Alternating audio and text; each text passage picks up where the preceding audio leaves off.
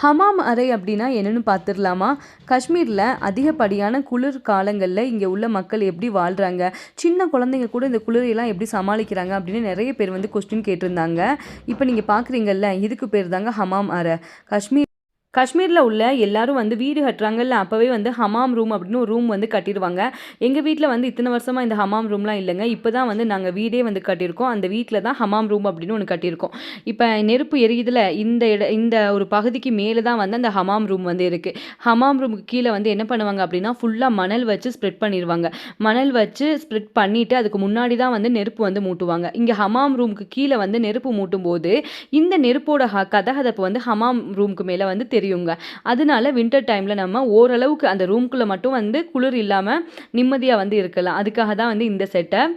இதெல்லாம் வந்து எனக்கு பார்க்கையில புதுசாக இருக்குது. இன்றைக்கி தான் வந்து நாங்களும் வந்து இந்த இது பண்ணியிருக்கோம். பார்க்கலாம் எப்படி இருக்குது அப்படின்னு. தேங்க்ஸ் ஃபார் வாட்சிங்.